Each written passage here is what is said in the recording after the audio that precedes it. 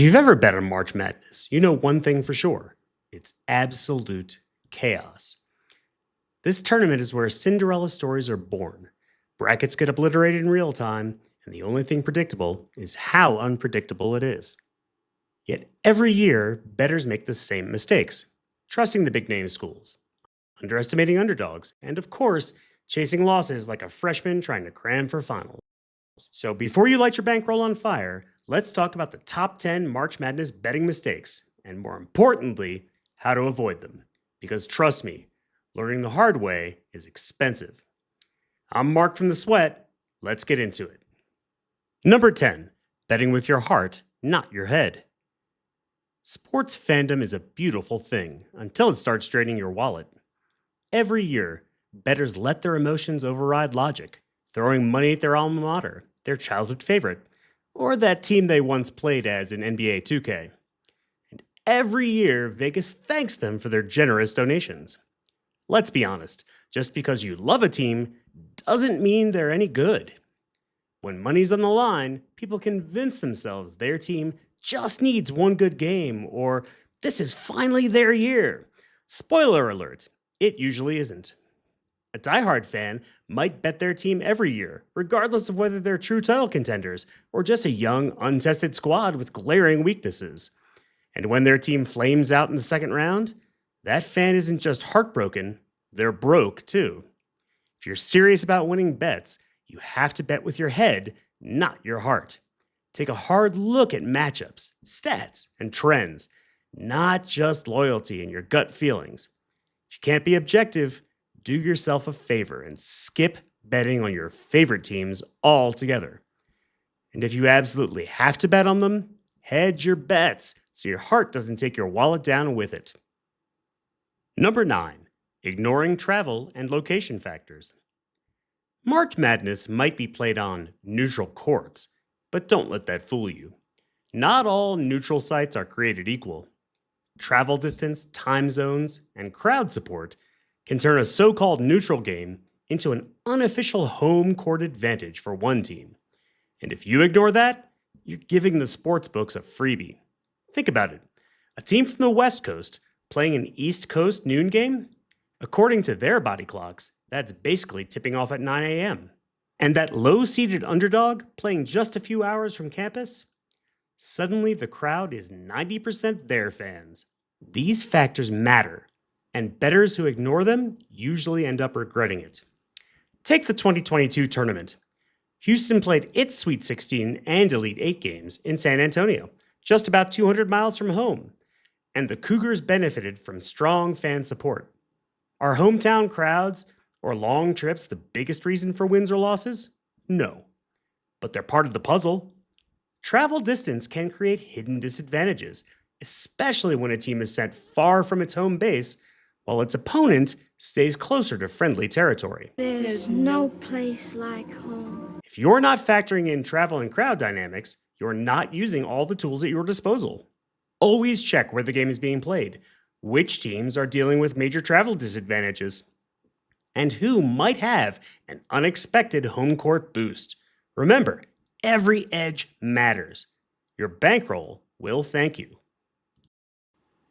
Number 8, ignoring underdogs until it's too late. Every single year, it seems like a double-digit seed makes a deep run in March Madness. And every single year, bettors act shocked when this happens. Seriously, how many Cinderella stories have to wreck brackets before people start paying attention? Since 2008, at least one double-digit seed has reached the Sweet 16 every single year. That's not a fluke. That's a trend. And yet, bettors still ignore underdogs early, then scramble to bet on them after the upset has already happened, which is the worst time to jump in. Take Loyola Chicago in 2018. They entered as an 11 seed, and the public didn't take them seriously, focusing more on Loyola superfan Sister Jean than the underrated Ramblers squad. Then they knocked off Miami, Tennessee, Nevada, and Kansas State, marching all the way to the Final Four. By the time casual bettors caught on, the value was long gone. You don't want to be the person betting on an underdog after they've already proven themselves. The real money comes from spotting potential Cinderellas before they go dancing. Look for mid-major teams with veteran leadership, elite three-point shooting, and strong defensive efficiency. Key factors to finding bracket busters, especially in today's transfer portal crazy environment. Number 7, overvaluing big name schools. Some teams don't just bring big expectations, they bring big betting traps. Every year, casual bettors flock to the blue blood programs: Duke, Kentucky, Kansas, even North Carolina, regardless of whether they're actually good this year. And guess what? The sports books love it. Let's be clear, these schools are considered blue bloods for a reason. In the last 20 years, they account for 17 Final Four appearances and 8 national championships. It's an impressive track record of success, but it doesn't guarantee that any of those schools are title contenders in any given year. Take Kentucky in 2022. They entered the tournament as a 2 seed and had all the hype in the world. Meanwhile, their first round opponent, St. Peter's, was a 15 seed that most people had never heard of. Odds makers set the spread at 18.5. And what happened? St. Peter's pulled off one of the biggest upsets in March Madness history, winning 85-79 in overtime. This mistake happens every single year. Number 6, blindly picking the number 1 seeds to win it all. And while we're talking about blue bloods, let's take a look at the 1 seeds.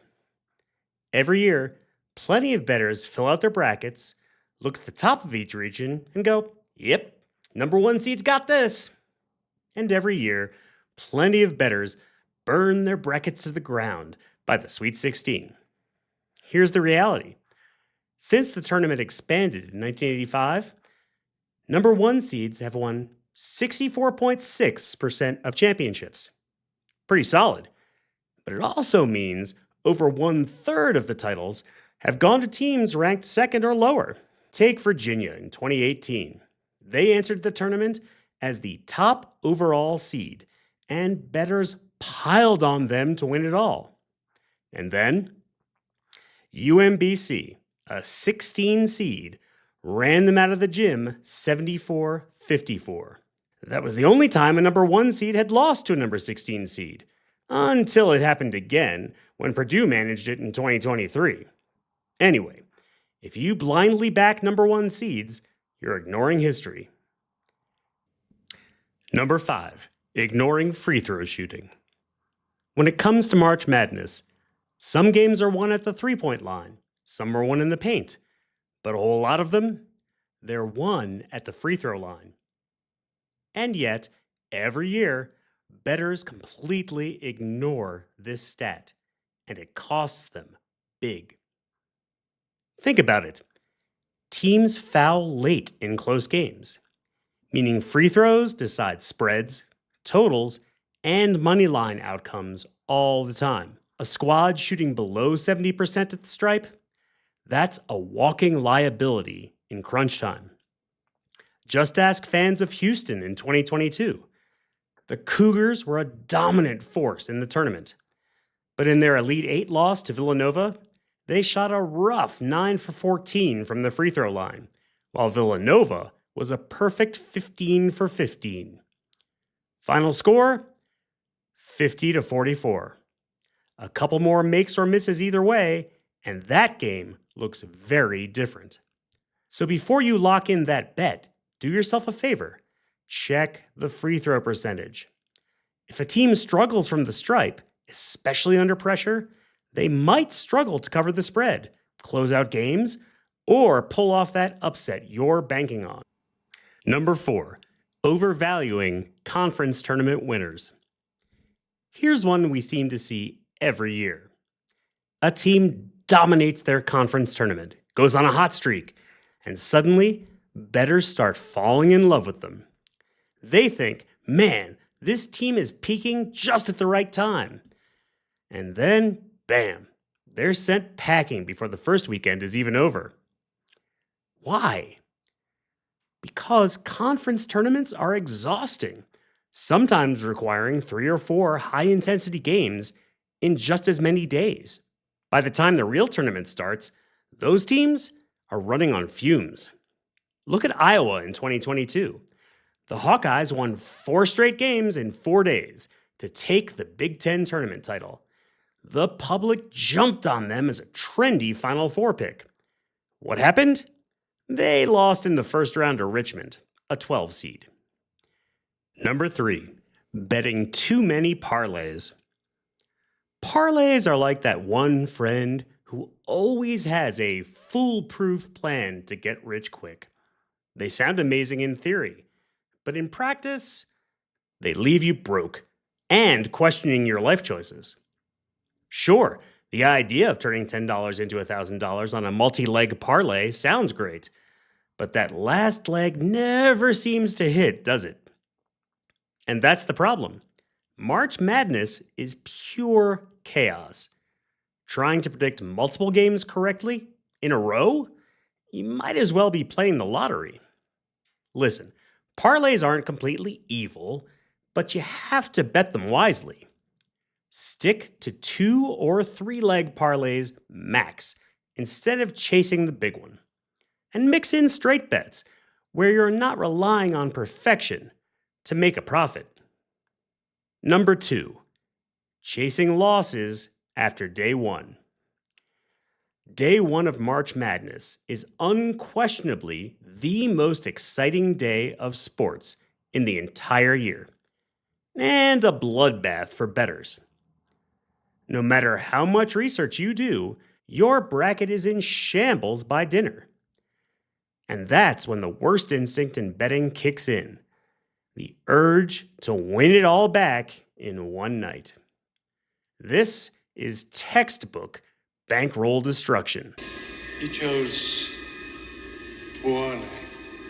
March Madness is unpredictable by design. One bad day doesn't mean you should start doubling down on bets you wouldn't have made otherwise. Double down. Instead, stick to your bankroll strategy. Set limits before the tournament starts, and if you lose early, take a break, regroup, and don't bet out of desperation. Number 1, not cashing out when you should. We've all been there. You place a long shot bet, your team goes on a miracle run, and suddenly your $50 futures ticket is worth thousands in the cash out option. But instead of taking the guaranteed win, you hold out for the ultimate payout, only for your team to get bounced in the next round. If your cash out offer is life-changing money, don't get stubborn. A guaranteed win is always better than an all-or-nothing gamble. And that's it for today. If you've ever made one of these mistakes or seen someone else do it, drop a comment below. And don't forget to feed the algorithm. Please like, subscribe, and follow us for more betting insights, sports talk, and general idiocy. Until next time, I'm Mark with the Sweat. Thanks for watching, and we'll see you back here soon.